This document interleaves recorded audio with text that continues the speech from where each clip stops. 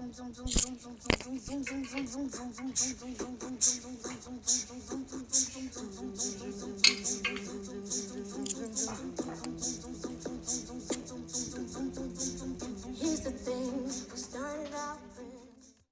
his piece on Unreasonable Love, author Keith Lehman reflects on what his ideal society, his unreasonably loved society, would look like through his lens as a Black man. He sees unreasonable love as the unacceptance of certain tenets that society has accepted as normal. For this assignment, we were challenged to think about what our unreasonable love looks like, what that means for society, and why society should be unreasonably loved. Having recently turned 21 and gaining the new ability to explore the nightlife that LA has to offer, I find myself navigating spaces that are noticeably steeped with sexual energy and promise more than I ever have before. There's a certain level of sensuality, seduction, and social etiquette that's slightly different from and yet completely unacceptable in broad daylight that sets the scene for these late night recreational activities. Additionally, exercising my recent-ish ability to watch R-rated movies and having unbridled access to the internet, maybe it's just my generation, but I've noticed that sex scenes seem to be permeating through the thin veil between the dark and unspoken into what's deliciously raunchy and comedically polished for daytime consumption. But what do I mean by all this? I think our society is more overtly sexual than it has ever been before, and there are three indicators that tell me that this sentiment is spreading. The media that influences pop culture often signifies greater trends within the larger society, and by looking at cinema, music, and literature, we can gain a better understanding of our buttoned up, subtly sensual history and how we're leaning into a striptease of sex everywhere and what an unreasonably sexy society would look like.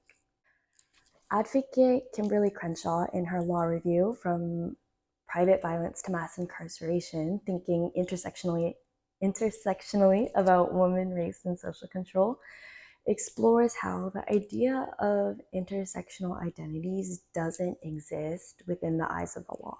The law is not written to account for being both a woman and a Latino. It doesn't account for being transgender and an immigrant. To put it simply, the law rules based off of one minority identity. She describes the implication of this by saying, mass incarceration also points to vulnerabilities created by the interface between systems that structure social relations and the dynamic dimensions of social control that operate within them. Within this interference, identities, understood as categories that are made salient through the relationship to social hierarchy, are not irrelevant to or wholly transparent in these processes. They mark aggregations of advantage and disadvantage that are repositories of social power and vulnerability. While these identities are not static or unchanging over time, they are neither imaginary nor easily transcendable. Reading this article kind of sparked something in me. It got me thinking about how intersectionality is almost a gimmick in society now, and I would argue that the idea of intersectional identities, or the lack thereof, isn't a phenomenon that only exists in our legal system, but is one that can also be applied to the conventions of society and societal pop culture. In today's moderately sexy society, I don't think it's possible to invite the idea of sex and be a woman of color and not be conventionally attractive and be poor, etc. You get the idea. Like, the tenets of pop culture and what is deemed as more accessible are more fluid than the structure of the legal system, but I would argue that the criteria brought into account is also wider than that of what the judicial system would use. People in the public eye are judged according to more categories. Someone on trial would only be subject to race, gender, and maybe their socioeconomic standing. In the trial of society, public figures are upheld to their previous reputations, their taste in fashion, the actual works of art that they produce, their past relationships, everything. All this comes together to form like the general's mass opinion on if this particular public figure is deemed acceptable or not. An example that comes to mind is Lizzo in around 2018 when Lizzo came on the scene and kind of launched into virality. She was one revered because she was breaking pre-existing boundaries. I mean, she was like a non-thin black woman in the main pop stream, but simultaneously she received so much hate because she was a non-thin black woman.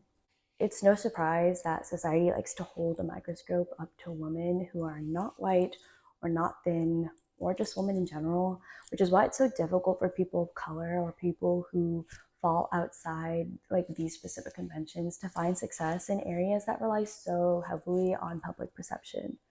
But all this to say, I'm going to be exploring the degree of sex in today's pop culture and why our society now is not an unreasonably loved society. As I said earlier, I think society now is what I would call mildly sexy. Think like Victorian era ankle tees, if you need um, an example. Like just sensual purely for scandal factor, but it's just a taste that leaves you wanting for more. There's increasingly more sex in the media, both shown and referenced now than there was previously. And not only that, it's becoming more graphic too. Um, Euphoria comes to mind. For example, in the 2023 thriller Saltburn, also starring Jacob Elordi, the director Emerald Fennell used sex and sexual desire as a plot device to make social commentary on the obscenely rich and the ethics of being that rich. Um, but the uncomfortably sexual scene, mainly Barry Keoghan's Oliver Quick erotically sniffing and slurping Jacob Elordi's character's Felix Catton, his used bathwater. Um, and the other scene is Quick's mournful, dry humping of Jacob Elordi's character, his freshly dug grave. Mm, both of those scenes served to elicit not only emotions in the like audience members, but also to hook audiences who hadn't yet seen the film. These moments specifically of the film went viral because they were released as a part of the trailer, and they sparked so many edits and apparently letterboxed reviews once the movie came out regarding Saltburn and what it was even about. But for all the online hype about it, Saltburn only performed moderately well at the box office. It made 322, just over 322,000 during the domestic opening, and a gross amount of 11 million. But I think that this theory can be explained, or this like discrepancy can be explained by the theory that the film or the trailer was just a little too polarizing because of its sexual content in the trailer, and that turned away more conservative and likely older demographics. But it did, however, target the younger demographics, which actually make up the majority of TikTok users, that social media app. But the sheer amount of young adult and teenage viewers and commentators are predictive of what I talk about here in the want for more sex in our media. So, looking at the music scene in 2024, Sabrina Carpenter's Short and Sweet album, or Short and Sweet tour, in light of her sixth studio album, she embraces this vintage pinup aesthetic. She wears like 1960s inspired nightgowns and lingerie, like black 80s cat suits, and like other outfits, obviously. But in the light of her recent liberation from her Disney label contract, Sabrina's actually been able to flaunt her femininity and sexuality more openly than ever before. Disney labels, or the Disney music labels, notorious for kind of keeping up that good girl Disney image, even if that specific artist isn't active on a Disney show. But regardless, her songs have never featured more witty innuendos and overt references to sex than her recent albums, Short and Sweet and Emails I Can't Send, which was released in 2022. In one of the songs off Short and Sweet, called Juno, for part of the choreography in that section of her tour or her concert, she playfully asks the audience, "Have you ever tried this one?" And that's followed by a different sex pose or sexual position.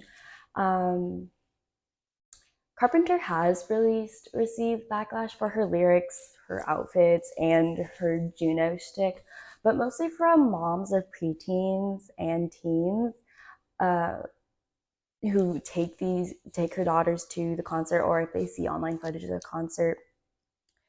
But Carpenter told Time that femininity is something that I've always embraced, and if right now that means corsets and garter belts and fuzzy robes or whatever the fuck, then that's what it means. Clearly, Carpenter is able to use her feminine sexual persona and energy as the mode of liberation and empowerment, to inspire young girls and to also make music a fun, safe place for women. The general acceptance, encouragement, and even praise that Sabrina receives for her aesthetic, her lyrics, her general persona, indicates a mass hunger for this sexually imbued, playful media. Not that Saltburn and Sabrina Carpenter didn't receive their fair amount of backlash. Um, and these are definitely not the only, this isn't the only media out there that involves sex, obviously. They both serve as a glimpse into the larger theme of sex being more and more prevalent in our cultural milieu. What makes our current society just moderately sexy is the fact that it's reasonably sexy. What I mean by that, all these characters embody sex or utilize sex in their art forms, but there's always a component that makes them socially acceptable. For example, since we just talked about Sabrina Carpenter, she's a white woman. If she were a black woman, her backlash would have been much greater. Were she not conventionally attractive or thin, I don't think that her album sales or her tour would have been successful as it is. And in general, I don't think she would be as well received as she is now. As for Saltburn, if Jacob Lordy were not crowned White Boy of the Month multiple months in the running, for being tall, conventionally attractive, for having an accent, the whole plot of Saltburn doesn't work anymore because the consensus of wanting him sexually becomes not a consensus. That makes Barry Keoghan's character's storyline less understandable. While Barry Keoghan is arguably unattractive, he's still physically fit enough and white that his sexual trans oh my gosh, that his sexual transgressions and literal crimes are seen marginally more acceptable to audiences. But again, had he been a person of color, had he been fat even, or had he been just marginally less attractive, one, his entire character arc would not have worked because he wouldn't have succeeded in using sex as a transaction material. And two, audiences wouldn't sit through a movie where the protagonists were not attractive in some sort of way. Barry Keoghan might be the poster boy for unconventional attractiveness. Um, but Saltburn has an added layer of privilege in that the Catton family, who owns the Saltburn estate, is extremely wealthy. This allows them to get away with actions that normal people would not have committed and gotten away with. You see in the movie that they operate on a different sort of social handbook that Keoghan's character has to learn and navigate. But this kind of obscene opulence adds a layer of distance between the movie and audiences. I would argue, since most audience members likely don't have a lot of experience with money at that scale, there's a lot of things that they might be willing to let slide, because the entire scenario is unattainable or out of touch for them. In society, sex has two mechanisms: control and liberation.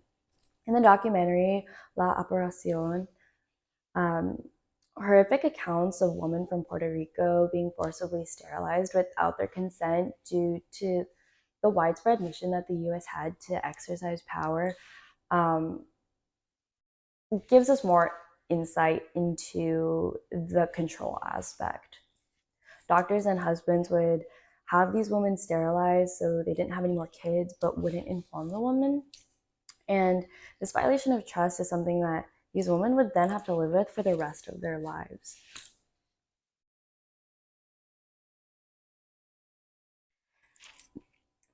The fact that most of the women who were forcibly sterilized were women of color and lacking social power meant that this forced sterilization functioned as a means of racial control and elimination. And these women had very little to no means to fight back. Dorothy Roberts writes in her book, Killing the Black Body, about the dark side of birth control on a related note. She says about Margaret Sanger, who was a forerunner in the feminist movement, that Sanger saw women's ability to control their own reproduction is essential to their freedom and equal participation in society. Access to birth control, but also a woman to fully express her sexuality without fear of pregnancy. She sought to liberate women's sexual pleasures from the confines of maternity, marriage, and Victorian morality. To have control over a single woman's body like that is to control all women of a certain race or demographic. To reclaim that agency and bodily autonomy was imperative to the implementation of birth control and its connotation as being a liberating tool to help women. Which leads us to our second mechanism, liberation. Women are starting to reclaim sex as something powerful, not only for the woman as a whole, but also their individual personal lives, including their self-esteem. We see this in the rise of book talk on the social media app TikTok. And considering the literary world, romance novels are the highest earning genre of fiction, generating over $1.44 billion in revenue, according to Words Rated. Romance novel sales have more than doubled in comparison to 2021 figures, and as of May 2022, romance sales had been in the third consecutive year of positive growth for printed sales. Keep in mind, this is an age where printed books are a dying category in sales. While romance novels historically have an unreputable stigma, more contemporary romance authors are exploring the relationships or exploring relationships of women with color, higher earning women, um, women in power, just to name a few. Author Jessica Martin says, people got the impression that romances are dumb because it's always about women settling down. Now, these women are young professionals. They're interested in other women. They're interested in people who don't identify with a gender.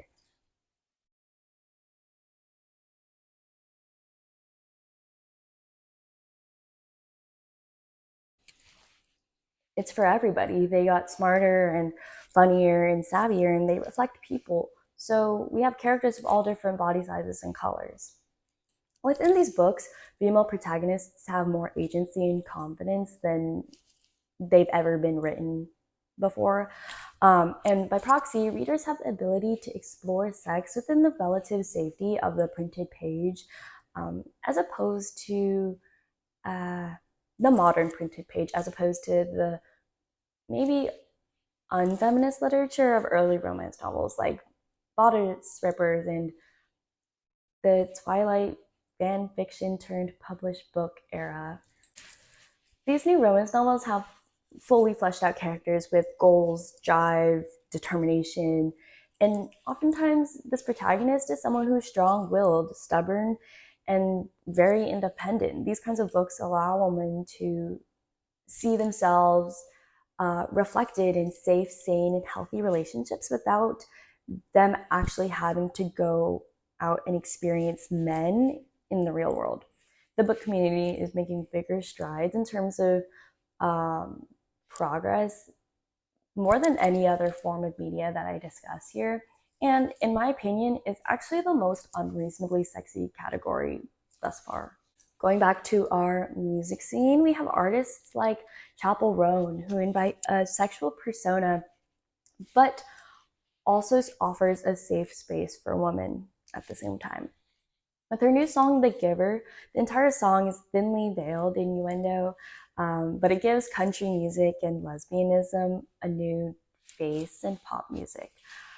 Chapel, as an artist, breaks down barriers because we've not seen an openly lesbian artist become as humongous a star as her who can break into the mainstream like that.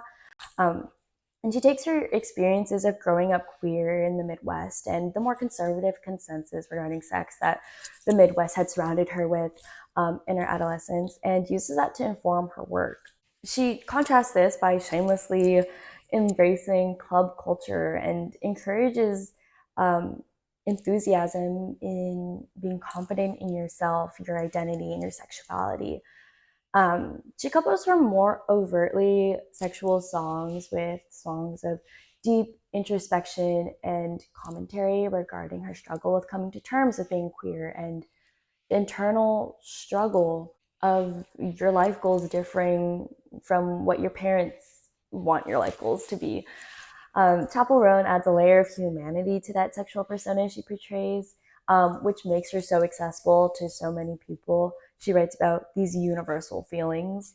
And she's able to flaunt her queerness while not perpetuating some of the more harmful stereotypes that come with society's idea of queerness.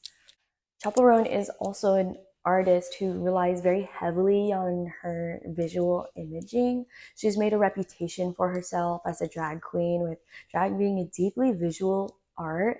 Her iconic Coachella outfits from 2024, just her regular concert outfits, her award show outfits.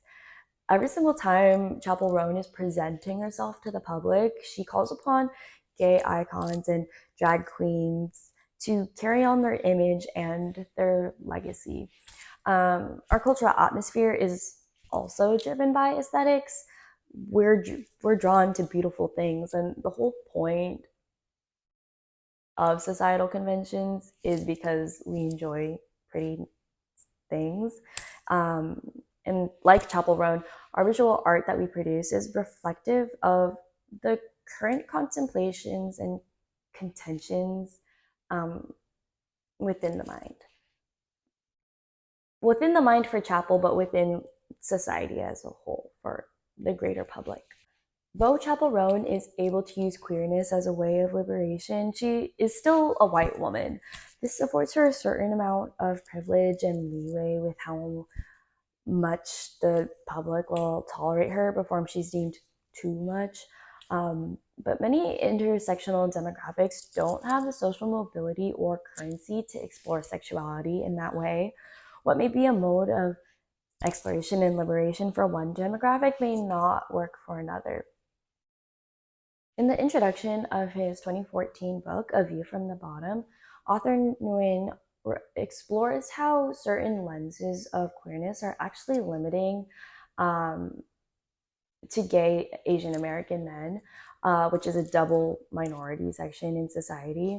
And he posits that anal erotics and bottom positioning refract the meanings of race, gender, sexuality, and nationality in American culture, and in doing so, simultaneously enable and constrain Asian American men in visual representation. Adopting bottomhood not as a fixed role, an identity, or a physical act, but as a position, sexual, social, affective, political, aesthetic, facilitates a more expansive horizon for forging political alliances. With this current idea of queerness, it often goes hand in hand with the idea of sex and sexuality. Saltburn includes queer relationships and does so without batting an eye, and Chapel Roan is a newly minted queer icon who makes space in a largely heteronormative industry. What Nguyen is saying is that Queerness, specifically the idea of bottomhood for him, is negatively stereotyped because it's seen as the feminization of men. But no one sees bottomhood not as something unchanging, but an idea that is ever evolving and reflective of society, both sexually and aesthetically, as he says. He thinks that harnessing your sexuality gives you more freedom, whether this freedom is granted or not, um, to be your authentic self. So while embracing this sexuality might have its limits, there's going to be challenges anyway. And the flaunting of and normalization of sex and everyone being sexy could actually have more benefits than not. Society isn't going to suddenly become overrun with gay media, as wonderful as that might be. Yeah, there's still a certain element of queerness about sexuality that draws in even the straightest of straights. If anyone's watched Angels in America, I'm thinking of Joe Pitt from Angels in America.